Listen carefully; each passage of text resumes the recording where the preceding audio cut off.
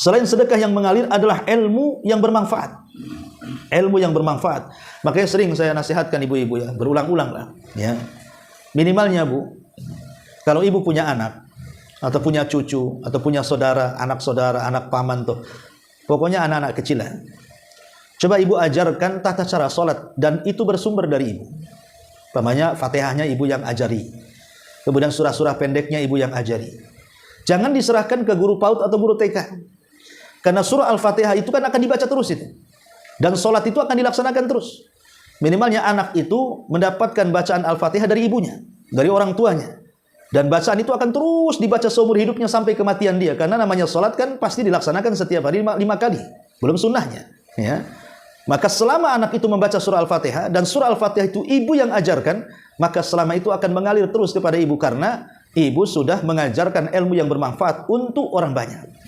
Ini contohnya. Makanya di sini Nabi SAW mengatakan aw ilmin yuntafa'u bihi, ataupun ilmu yang bermanfaat bagi si mayat ini.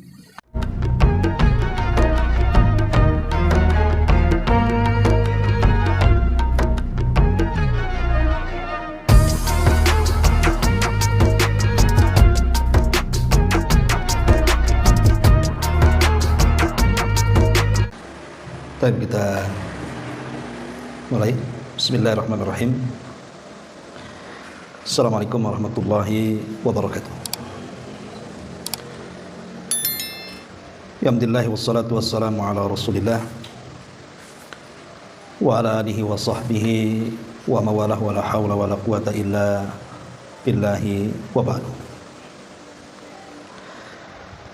Kita lanjutkan kajian kita, masih membahas kitab Bahjah Qulubil Abrar, dan kita masuk pada poin ke-44, perkara-perkara yang bermanfaat bagi seorang hamba setelah wafatnya. Kita baca dulu hadisnya. An Abi Hurairah radhiyallahu anhu qala qala Rasulullah sallallahu alaihi wasallam idza matal 'abdu in qata 'amaluhu illa min thalathin sadaqatin jariyatin aw 'ilmin yuntafa'u bihi aw waladin salihin yad'u lahu, rawahu Muslim. Dari Abu Hurairah radhiyallahu anhu, Nabi sallallahu alaihi wasallam bersabda, apabila seorang hamba meninggal dunia, maka terputuslah amalannya kecuali 3 perkara: sedekah jariyah atau yang mengalir, ilmu yang bermanfaat, dan anak soleh yang mendoakan orang tuanya. Ma'asyiral muslimat yang dimuliakan Allah Subhanahu wa taala, hadis ini menjelaskan tentang amalan-amalan yang bermanfaat bagi si mayat setelah kematiannya. Dan di sini disebut ada 3 perkara yang nanti kita jelaskan. Di antaranya sedekah yang mengalir, kemudian ilmu yang bermanfaat, dan anak yang saleh yang mendoakan orang tuanya. Ma'asyiral muslimat yang dimuliakan Allah Subhanahu wa taala, kita tahu bahwa seorang muslim pasti sudah meyakini bahwa setiap ruh yang ada dalam jasad itu pasti akan mengalami kematian. Dan ini perkara yang maklum, karena kita saksikan setiap hari ada saja orang yang mati dan meninggal dunia. Dan apabila orang sudah meninggal dunia, tentunya tidak mungkin dikembalikan ke dunia, karena ada barzah penghalang antara alam kubur dengan alam dunia, sehingga kesempatan untuk beramal itu sudah terputus. Tidak mungkin seseorang yang sudah meninggal itu hidup kembali. Ya, hidup, tetapi bukan di alam dunia, tapi di alam barzah. Maka karena tidak ada kesempatan untuk melakukan amal saleh, karena sudah dijemput dengan kematiannya, maka tentunya yang bisa dia lakukan hanyalah pahala-pahala yang pernah dia lakukan di dunia yang mengalir ke dalam kuburannya.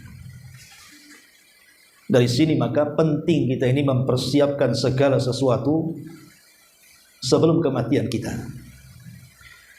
Makanya Ali radhiyallahu anhu pernah ditanya tentang makna takwa, salah satunya adalah al-isti'dad li yaumir rahim. Persiapan setelah kematian. Dan itu orang yang cerdas.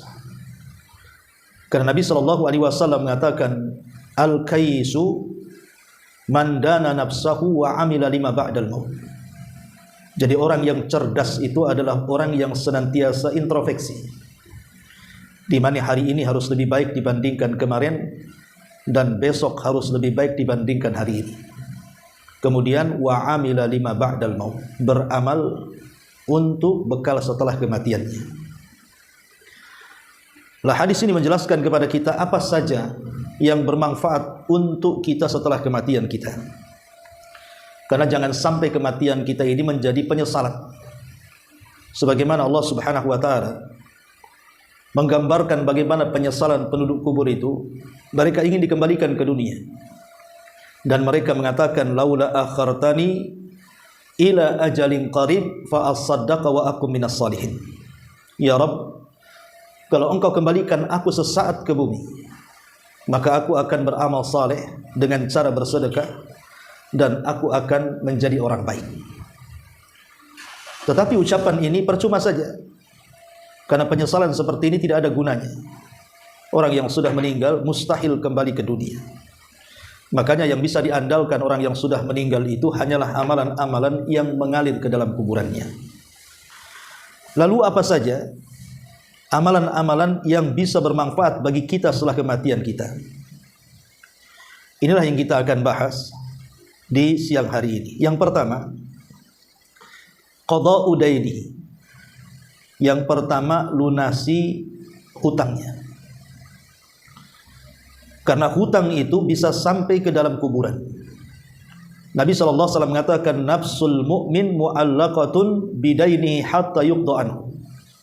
Jiwa seorang mukmin itu akan tergadaikan dengan hutangnya sampai dilunasi. Dan orang yang punya hutang itu akan membuat panas kuburannya. Sebagaimana hadis ketika Nabi SAW diminta untuk menyolati orang yang punya hutang, Rasul tidak mau. Sampai ada sahabat namanya Abi Dzar mengatakan, ya Rasulullah, hutangnya aku tangguh. Kemudian Nabi SAW pun mau menyolatinya. Keesokan harinya Rasul bertanya kepada Abi Dzar, ya Abi Dzar, macam mana hutang orang itu, sudah kau lunasi? Maka Abu Dzar mengatakan, ya Rasulullah, orang itu baru saja meninggal. Maka keesokan harinya lagi Rasul bertanya, sudah kau lunasi hutangnya wahai Abi Dzar? Maka Rasul mengatakan, sudah wahai Rasul. Maka Rasul mengatakan, al-an barudat qabr. Sekarang kuburannya sudah dingin. Artinya sebelumnya kuburannya panas tuh. Makanya sebelum kita meninggal, kalau kita punya hutang, maka berwasiatlah kepada anak-anak kita atau kepada wali-wali kita supaya melunasi hutangnya. Karena hutang itu akan dibawa sampai kuburan. Ini yang pertama. Yang kedua, al-isra fi tajhizihi. Kita berpesan kepada keluarga, kalau saya meninggal, segerakan fardu kifayahnya. Wasiat kepada keluarga, entah wasiat mungkin si fulan yang memandikan saya karena si fulan bisa dipercaya. Kemudian segerakan penguburannya, karena itu sangat bermanfaat bagi orang yang meninggal. Kata Nabi SAW, asri'u bil janazah, fa in taku salihatan fa khairun tuqaddimunaha, wa iyaku siwa dhalik fa syarrun tada'unahu ala riqabikum. Kata Nabi SAW, segerakan memfardu kifayahkan jenazah. Karena jika jenazah itu orang baik, maka itu kebaikan yang disegerakan. Tapi kalau jenazah itu orang jahat, maka sama saja meletakkan keburukan di tengah-tengah rumah kalian. Maka menyegerakan jenazah itu sangat bermanfaat untuk si mayat setelah kematiannya. Kemudian yang ketiga, menyolatkan. Menyolatkan jenazah itu sangat bermanfaat untuk si mati.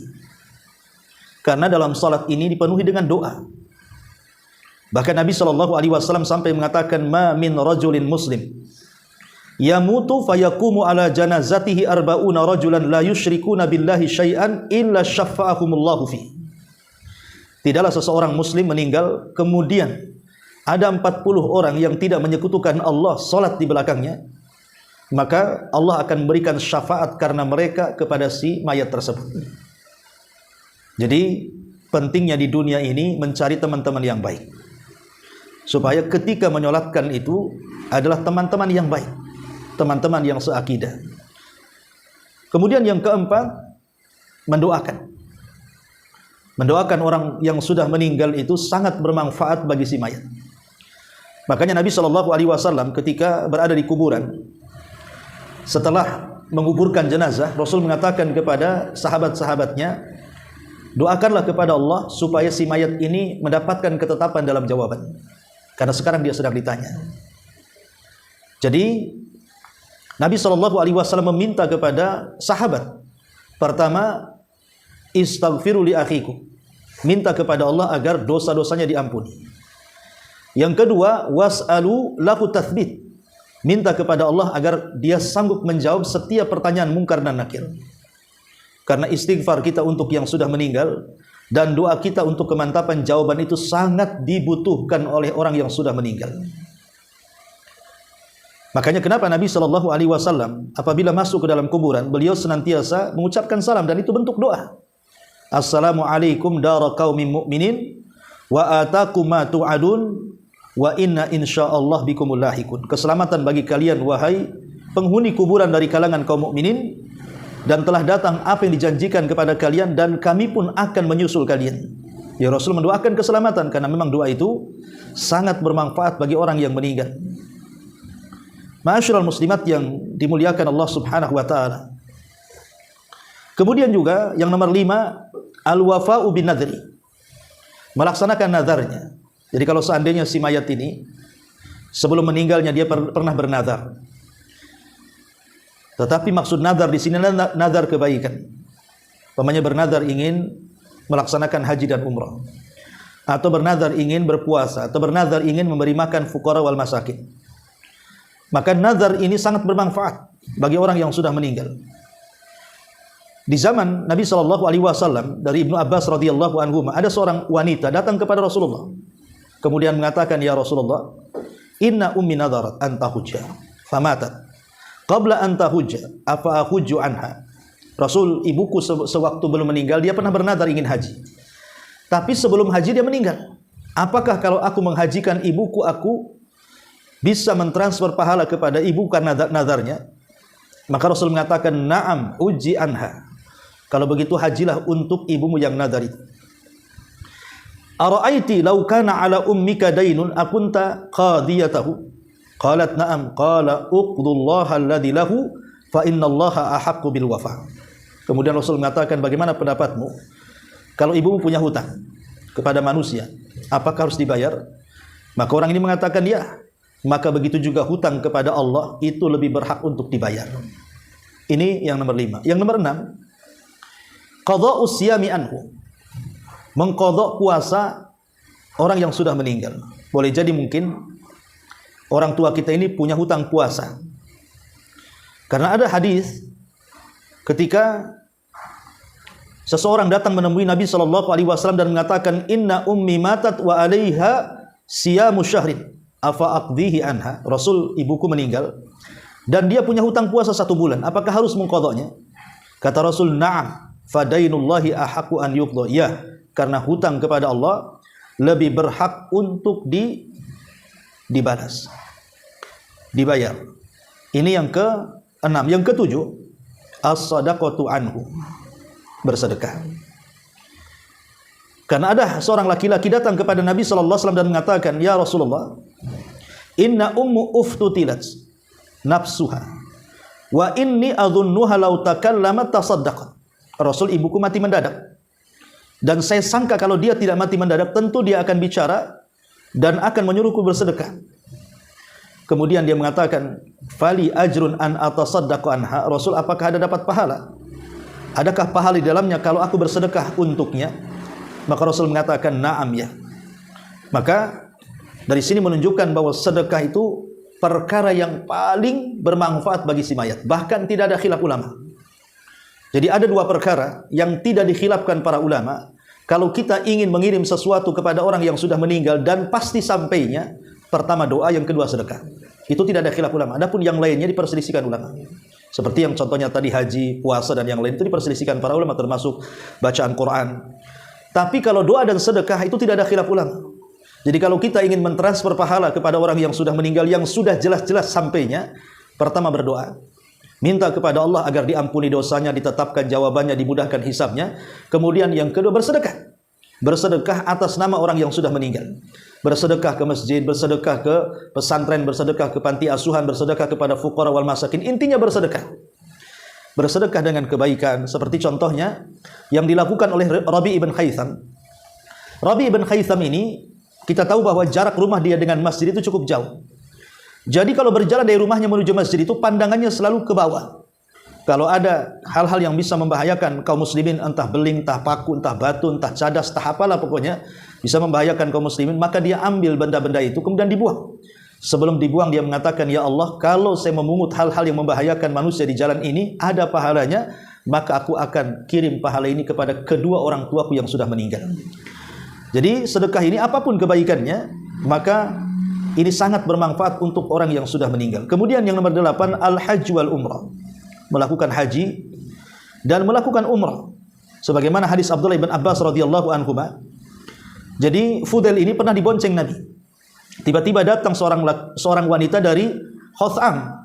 Kemudian hampir-hampir Fudail ini menatap wanita ini karena cantiknya, tetapi kemudian Rasul mengalihkan pandangannya. Kemudian wanita ini mengatakan, ya Rasulullah, inna faridatallahi ala ibadihi fil hajj. Adraktu abi syaikhan kabiran. La yathbutu ala rahilati afa akhujju anhu? Qala na'am. Wa dzalika fi hajjatil wada.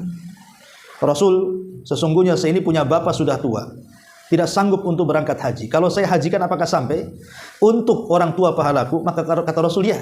Dan peristiwa ini ada pada haji wada. Artinya kepada orang yang dihaji badalkan saja sampai, apalagi kepada orang tua yang sudah meninggal. Ma'asyiral muslimat yang dimuliakan Allah Subhanahu wa taala, baik kita kembali kepada hadis yang kita bahas ini. Di sini Nabi sallallahu alaihi wasallam mengatakan bahwa idza matal abdu, apabila seorang hamba meninggal dunia, in qata'a amaluhu, maka terputus amalannya. Dengan semata-mata ruh keluar dari jasad, maka semua yang berkaitan amalan di dunia terputus. Sudah tidak ada lagi waktu untuk beramal. Illa, kecuali min salasin, 3 perkara. Sadaqatin jariyah. Pertama, sedekah yang mengalir. Ma'asyiral muslimat yang dimuliakan Allah Azza wa Jalla, sedekah yang mengalir. Sedekah ini adalah ibadah yang sangat agung. Sedekah ini ibadah yang sangat agung. Karena sedekah ini adalah amalan yang akan terus mengalir bagi kita setelah kematian kita. Ada sebagian ulama mengatakan yang dimaksud sedekah yang mengalir ini artinya yang bersifat wakaf. Jadi sedekah yang bersifat wakaf. Karena wakaf itu kan tidak akan hancur. Umpamanya ibu melihat ada orang yang sedang membangun pesantren, membangun masjid, ya, maka ibu sedekah. Saya tiangnya, saya jendelanya, saya semennya, saya batunya, saya besinya, dan begitu seterusnya yang bersifat wakaf. Ya. Atau saya tanahnya. Karena wakaf ini dia akan lebih lama manfaat dan penggunaannya, sehingga terus mengalir. Makanya kenapa kemudian pahala orang yang bersedekah ini tidak akan terhenti selama wakaf itu dipergunakan. Dan sedekah sendiri adalah ibadah yang paling agung, karena sedekah itu kan diambil dari kalimat sad dal qaf, diambil dari kalimat as-sidqu. Sidqu itu artinya jujur. Jadi sedekah itu kejujuran. Maksudnya jujur dalam hal apa? Maksudnya adalah ala sidqi iman billahi azza wajalla wal yaumil akhir. Ulama mengatakan disebut sedekah itu karena sedekah itu menunjukkan kejujuran dia akan keimanan dia kepada Allah dan hari akhir. Jadi orang yang bersedekah itu menunjukkan kejujuran dia akan iman kepada Allah dan hari akhir. Bagaimana tidak? Sedekah ini adalah menyisihkan uang kita untuk orang yang terkadang tidak ada kait-mengait dengan pekerjaan kita. Dia tidak ikut memodali kita, dia tidak ikut juga berserikat dengan kita, kita yang lelah dan capek, kemudian setelah mendapatkan gaji, tiba-tiba kita sisihkan sebagian kecil dari uang kita, kemudian disedekahkan. Itu kan ujian harta namanya. Kalau orang tidak yakin dengan Allah dan hari akhir, tidak mungkin orang bersedekah. Hanya orang yang yakin dengan Allah dan hari akhirlah yang ia bersedekah, bahwa sedekahnya itu akan bermanfaat setelah kematiannya. Itulah yang kenapa sedekah ini amalan yang luar biasa. Apalagi di dunia sendiri, sedekah ini bisa menggugurkan banyak dosa. Kata Nabi SAW, ya Ka'ab, as-sadaqatu tudfi'ul khati'ah kama yudfi'ul ma'un nar. Wahai Ka'ab, maksudnya Ka'ab ibn Ujrah, sedekah ini bisa memadamkan atau menghilangkan kesalahan-kesalahan sebagaimana air bisa memadamkan api. Ini di dunia, apalagi di akhirat banyak keistimewaannya. Seperti orang yang bersedekah itu, nanti sedekahnya akan menjadi penaung dia dari panas teriknya di padang mahsyar. Nabi SAW sampai mengatakan, kullu mri'in fi dhilli sadaqatihi yaumal qiyamah. Setiap jiwa akan ternaungi dengan sedekahnya pada hari kiamat. Ya. Dan sedekah ini, walaupun nampaknya kita mengeluarkan uang, tapi uang yang kita sedekahkan itu pasti diganti. Pasti diganti. Harus yakin. Makanya kenapa kemudian Nabi SAW menjelaskan bahwa setiap pagi Allah turunkan 2 malaikat. Di mana satu malaikat berdoa, ya Allah gantilah orang-orang yang bersedekah pada hari ini. Ya Allah hancurkanlah harta orang-orang bakhil pada hari ini. Itu setiap pagi malaikat akan bicara seperti itu. Ini menunjukkan bahwa sedekah ini sangat bermanfaat di dunia dan di akhirat, termasuk juga setelah kematian kita. Makanya di sini Rasul mengatakan sadaqatin jariyah, sedekah yang mengalir. Kemudian yang kedua, selain sedekah yang mengalir adalah ilmu yang bermanfaat. Ilmu yang bermanfaat. Makanya sering saya nasihatkan ibu-ibu ya, berulang-ulang lah ya. Minimalnya Bu, kalau ibu punya anak atau punya cucu atau punya saudara, anak paman tuh, pokoknya anak-anak kecil lah. Coba ibu ajarkan tata cara sholat, dan itu bersumber dari ibu. Umpamanya Fatihahnya ibu yang ajari, kemudian surah-surah pendeknya ibu yang ajari. Jangan diserahkan ke guru PAUD atau guru TK, karena surah Al-Fatihah itu kan akan dibaca terus itu, dan sholat itu akan dilaksanakan terus. Minimalnya anak itu mendapatkan bacaan Al-Fatihah dari ibunya, dari orang tuanya, dan bacaan itu akan terus dibaca seumur hidupnya sampai kematian dia, karena namanya sholat kan pasti dilaksanakan setiap hari 5 kali, belum sunnahnya ya. Maka selama anak itu membaca surah Al-Fatihah, dan surah Al-Fatihah itu ibu yang ajarkan, maka selama itu akan mengalir terus kepada ibu, karena ibu sudah mengajarkan ilmu yang bermanfaat untuk orang banyak. Ini contohnya. Makanya di sini Nabi SAW mengatakan aw ilmin yuntafa'u bihi, ataupun ilmu yang bermanfaat bagi si mayat ini. Kemudian yang terakhir, aw waladin salihin yad'ulahu, ataupun anak yang saleh. Kenapa anak yang saleh ini bermanfaat? Karena Rasul mengatakan inna auladakum min kasbikum. Sesungguhnya anak-anak kalian itu hasil usaha kalian. Kalau tidak ada orang tua, tidak ada anak. Yang menyebabkan adanya anak itu orang tua. Makanya semua usaha anak itu kalau yang baik pasti akan sampai kepada orang tuanya, walaupun orang tuanya tidak menyuruhnya.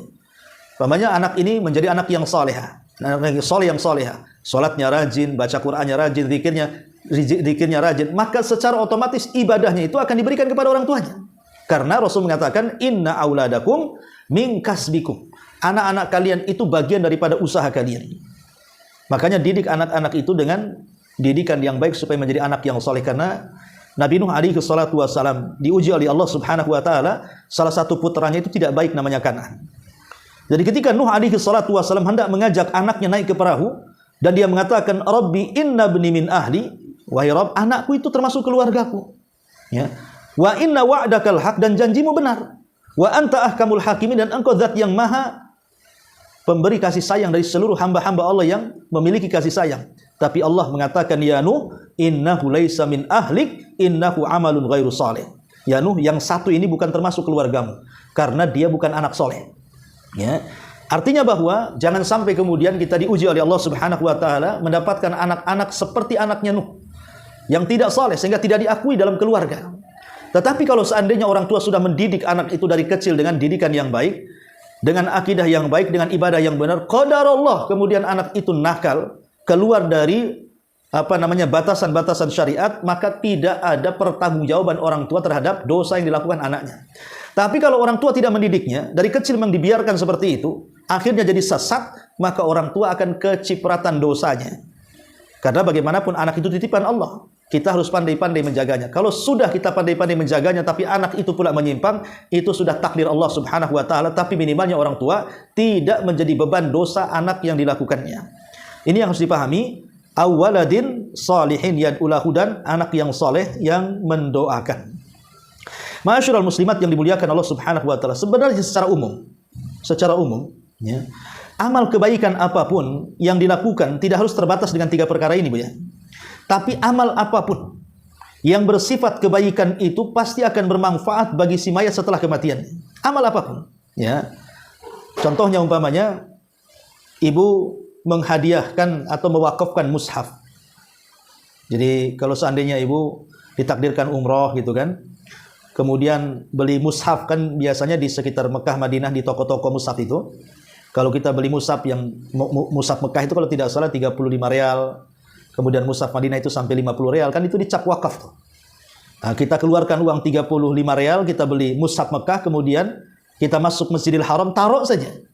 Mesti dari sekian orang yang masuk Masjidil Haram itu kan pasti mengambil mushaf untuk membacanya kan. Nah, kalau seandainya terambil mushaf kita kemudian dibaca, maka itu juga bermanfaat bagi kita setelah kematian kita, selama mushaf itu masih terbaca, ya. Kemudian juga contohnya adalah kebaikan yang bermanfaat untuk si mayat itu tafrijul kurab, meringankan kesusahan orang lain, Kata Nabi SAW, man farraja an muslimin kurbatan farrajallahu anhu biha kurbatan min kurabi yaumil qiyamah. Barang siapa yang memudahkan perkara atau urusan seorang muslim di dunia, Allah akan mudahkan urusan dia di akhirat, ya, pada hari kiamat. Dan pada hari kiamat ini mencakup setelah kematiannya. Karena di antara rukun hari kiamat itu adalah kematian, alam barzah, kebangkitan, hisab, kemudian balasan kan itu. Kemudian juga di antara hal-hal yang bermanfaat untuk kematian adalah hidayatul dhal, memberikan hidayah kepada orang yang sesat. Umpamanya ada keluarga kita yang belum sholat, kemudian kita ajak untuk sholat, akhirnya dia sholat. Ada keluarga kita yang bakhil, susah sedekah, kita dakwah, akhirnya mau sedekah. Ada orang, mungkin tetangga kita susah ngaji, diajak ngaji, akhirnya ngaji. Kemudian mungkin susah dia baca Quran, diajarkan Quran, akhirnya bisa membaca Quran, ya. Maka ini namanya hidayatul dhal. Maka ini sangat bermanfaat untuk kehidupan kita setelah kematian. Kemudian juga di antaranya yang bermanfaat untuk orang yang sudah meninggal adalah ta'bid at-turuq lil muslimin, ya. Seseorang memberikan jalan, memberikan jalan yang baik. Umpamanya di depan kita ada jalan nampak lubang, ya sudahlah kita kubur lubang itu, ya, supaya orang yang jalan di situ mudah, gitu ya. Terkadang saya ini heran, ada di depan rumah kita jalan lubang-lubang tapi dibiarkan. Terkadang mencelakakan diri sendiri, apalagi orang lain. Yang lebih parah pula kan itu, kadang-kadang dibuatnya polisi tidur. Kalau polisi tidurnya landai sih masih mendingan. Kadang-kadang dibuatnya polisi tidur itu kayak gundukan gunung, sehingga orang nggak bisa lewat. Terkadang mobil pun kena pula bempernya. Nah ini kan bukannya mempermudah orang jalan namanya, ini mempersulit orang jalan. Nah ini nggak akan bermanfaat untuk kehidupan dia setelah kematiannya. Jadi mempermudah orang lewat artinya menghilangkan gangguan-gangguan di jalan itu, termasuk juga bermanfaat untuk kehidupannya. Termasuk membangun masjid, ya, membangun masjid, kemudian mengaliri air, ataupun membuat rumah untuk orang-orang yang musafir gitu ya, rumah singgah bahasa kitanya. Maka itu juga sangat bermanfaat untuk kematiannya, ya. Termasuk juga nasrul ma'lumat, menyebarkan dakwah. Kalau sekarang kan setiap ibu pasti punya handphone, tidak mungkin tidak punya handphone lah, ya. Ibu bisa menyebarkan dakwah lewat handphone dengan copy paste dari tulisan-tulisan ustaz-ustaz sunnah ataupun video-video yang diupload di YouTube kemudian disebar lewat grup-grup WA atau grup-grup Facebook atau yang lainnya. Itu sangat bermanfaat. Apalagi kalau umpamanya di Facebook pertemanannya sampai ribuan, kemudian terbaca ada orang yang dapat hidayah, atau diklik dibuka YouTube-nya kemudian didengarkan akhirnya dapat hidayah. Itu siapa yang menyebarkan itulah dapat pahala. Dan itu bagian daripada multi level pahala. Makanya sebenarnya amalan-amalan yang bermanfaat untuk orang mati itu banyak sekali, ya. Termasuk juga di dalamnya adalah seseorang berusaha untuk menyenangkan saudaranya. Sururun tudkhiluhu ala qalbil muslim. menyenangkan hati saudaranya dengan cara mengurangi bebannya, mengurangi kesedihannya, mengurangi kesusahannya, maka itu bagian daripada hal-hal yang bisa bermanfaat setelah kematiannya. Dan banyak lagi, intinya seluruh kebaikan yang kita lakukan di dunia itu pasti ada manfaat untuk setelah kematiannya. Wallahu alam. Tapi secara khusus dalam hadis ini memang Rasul menyebutkan 3 perkara. Pertama, sedekah yang mengalir alias wakaf, kemudian ilmu yang bermanfaat yang diajarkan kepada orang dan juga diamalkan, kemudian anak yang soleh yang mendoakan kedua orang tuanya. Wallahu alam bisawab. Inilah 3 perkara yang bermanfaat bagi seorang hamba setelah wafatnya. Adapun keterangan mu'alif, pengarang, ibu bisa baca sendiri karena saya sudah meringkasnya. Baik, sampai di sini. Sebelum saya tutup, silakan kalau ada yang mau bertanya. Kalau yang membayar utang puasa itu anak kita kan? Yang membayar puasa ya tentu walinya. Walinya siapa? Ya wali daripada orang yang meninggal itu. Ya kalau yang punya anak-anak ya anak-anaknya. Ya, dan wali itu ditartibkan dengan bisa juga wali nikah ataupun wali dalam waris gitu ya.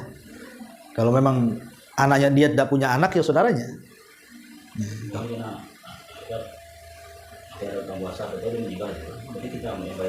Iya, yang bayar adalah anak-anaknya.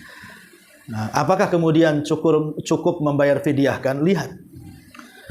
Apakah orang tuanya ketika dia meninggalkan hutang puasa itu memang tidak sanggup berpuasa, akhirnya meninggalkan puasa dan punya hutang fidyah? Tapi kalau orang tuanya itu sanggup puasa tetapi karena sakit dan yang semacamnya akhirnya punya hutang puasa, maka walinya yang mempuasakan. Walaupun sebagian para ulama mengatakan, apakah puasa ini mencakup puasa Ramadan ataukah puasa tertentu? Sebagian para ulama mengatakan yang dimaksud puasa di sini puasa nazar. Ya. Jadi sebagian ulama mengatakan yang dimaksud puasa yang harus dibayar anak-anaknya adalah puasa nazar. Ya, tapi ada juga ulama yang mengumumkan intinya bahwa bisa puasa Ramadan, bisa puasa kafarah, bisa puasa nazar, intinya puasa yang bersifat wajib. Ya, tetapi ada yang mengkhususkan bahwa yang dibayar dalam bab puasa itu hanya puasa nazar saja. Wallahu a'lam. Puasa ini bukan kita yang meninggal, anak yang bayar kan? Kalau anak yang meninggal, kita wajib juga orang tua yang bayar. Iya, walinya. Ya kan termasuk walinya. Ya.